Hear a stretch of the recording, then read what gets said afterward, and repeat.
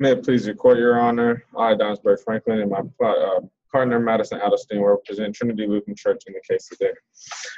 Starting off with my first argument, no corporation with rights enjoyed as a person and therefore under the Missouri Constitution may receive funds. Trinity Lutheran Church is a Missouri nonprofit corporation and as such deserves to be treated as a duly established nonprofit seat. First, the argument that Trinity Lutheran Inc., a nonprofit corporation since November 8th, 1954, Missouri Department under Natural Resources is something that should be looked at here. The state argued that the DNR could not give Trinity Lutheran Church, a Missouri nonprofit corporation, a playground grant,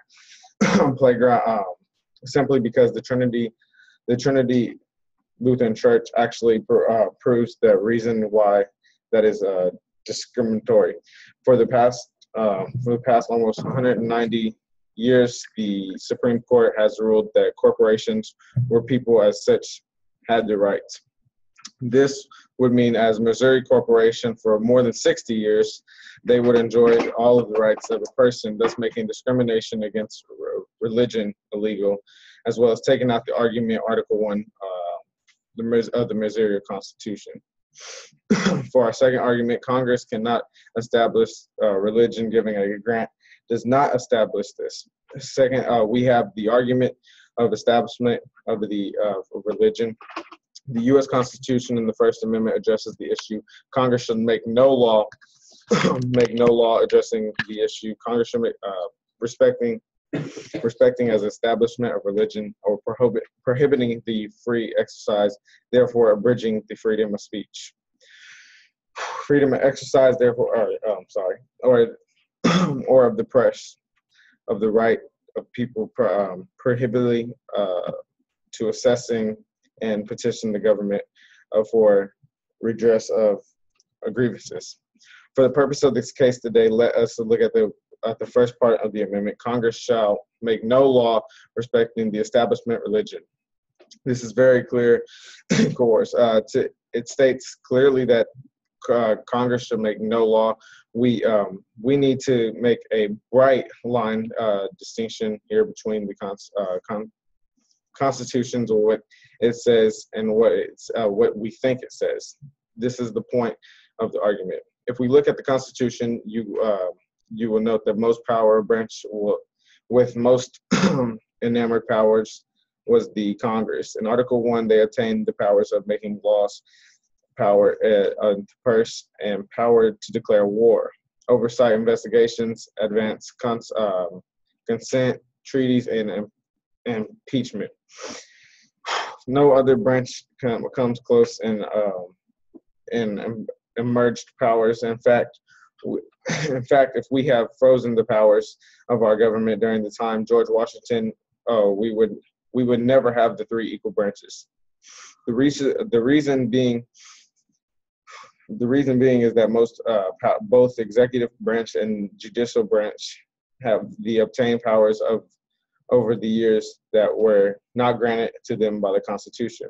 The greatest example of this is the Supreme Court case Marbury versus Madison in 1803. The power of judicial review was taken by the Supreme Court during the Marbury versus Madison case by the Supreme Court and not given by the Constitution. In his decision, Chief Justice John Marshall ruled that Section 13 of 1789 Judicial Act was unconstitutional. He came to the conclusion because became the writs of memorandums in case warranted by the principles and under sieges to the law. Any courts appointed or persons holding offices under the authority of the United States, he concluded to enable this courts then in two issues and memorandums. Excuse me for a second. Counselor, what are you trying to say in your argument there? In our argument, we are saying that under the First Amendment, the church should be able to, under the First Amendment, the church should be able to receive the grant because they should be treated just like people, and because they're established. Okay, now speaking about the establishment cost, and then they say you mentioned about Marbury versus Madison. How are you tying the two together? Are you saying that the judicial review in the court cases and stuff were illegal because John Marshall took the authority on himself, not the Constitution? Yes, Your Honor. Okay, so then you would say like Everson and Reynolds and the other court cases that separate 1947 Everson case that separates this, or Lemon versus Kurtzman, are no longer law that we should uphold in this courtroom today, correct? Yes, Your Honor. Okay, continue.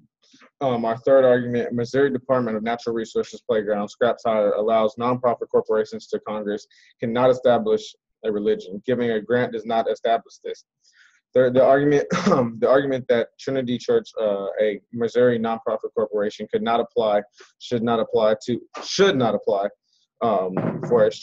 for a playground scrap tire surface material grant is quickly neglected if you closely look at the states of Missouri Department of Natural Resources application instructions. At the beginning of this form, it states under the heading of who may apply for a scrap tire surface metal material grant. It clearly states that who could apply for the grants are public school districts, private schools, parks districts, and nonprofit. Counselor, is it your assertion that Trinity Lutheran Daycare Learning Center was a private school?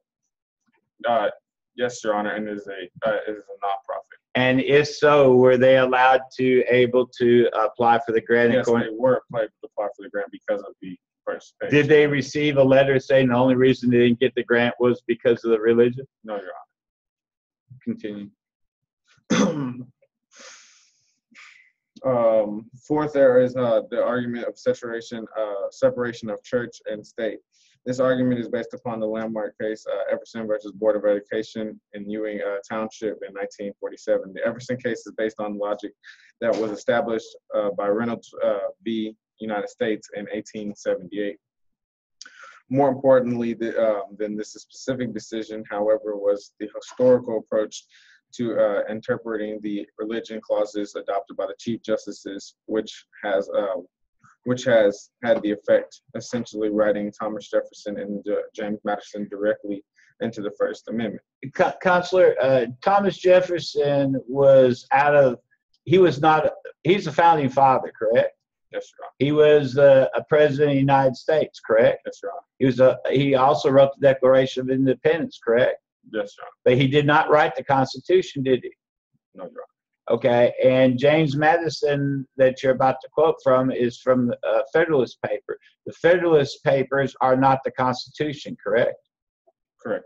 Okay, so are you saying, is it your assertion that we should go by the Constitution, or we should go by writing of the same or similar people outside the Constitution? Which should have the supremacy of the law, the Constitution or something else? The Constitution, because it is the supreme law of the land. And if something else becomes more important, what happens to the value of the Constitution? The Constitution gets thrown out, and then you just have anarchy all over the country. Okay, continue.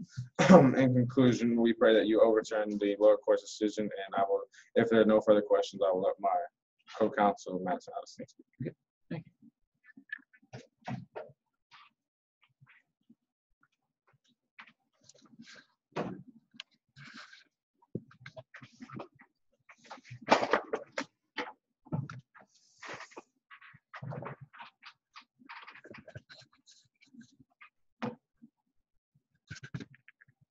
May it please the court, I'm Madison Adelstein, who will be representing the Trinity Lutheran Church in this case today. Please cross-apply all of my partner Adonis Birch Franklin's arguments. I will be discussing 2 points today, which is whether the Missouri Department of Natural Resources playground scrap tire grant allows nonprofit corporations to Congress cannot establish a religion, and that a grant does not establish, giving a grant does not establish one's religion. It does not establish a religion. And 2, that the actual meaning of the separation of church and establishment of religion are not correctly applied here in this case. So first, for the Missouri Department of Natural Resources Playground Scrap Tire Grant allows nonprofit corporations in Congress, allows nonprofit organizations to enter into this grant. So basically, the third argument that Trinity Lutheran Church Incorporated, a Missouri nonprofit corporation, could not apply or should not apply to a playground scrap tire surface material grant is quickly negated if you closely look at the State of Missouri Department of Natural Resources application instructions. At the beginning of this form, it states that the heading of who may apply the scrap tire surface material grant is clearly states that groups who apply for the grant are public school districts, in which this case they were. The people who were applying for the grant was basically a daycare called Learning Center. Okay, now you're saying public schools and private schools, correct? Yes, John. Okay, and by definition, does the daycare center fit under the private school? Oh, yes, John. Okay, so it's not a public school, but you're asserting it is a private school, correct? Yes, and private schools were allowed. Yes, continue.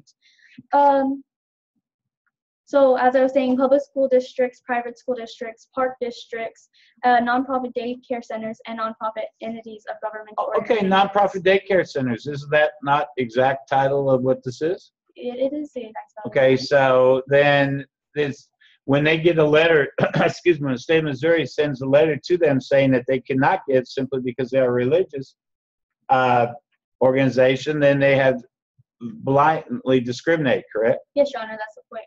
That is what we were trying to explain here today. Continue. Okay, so as I was saying, all of those things were eligible to apply for this grant.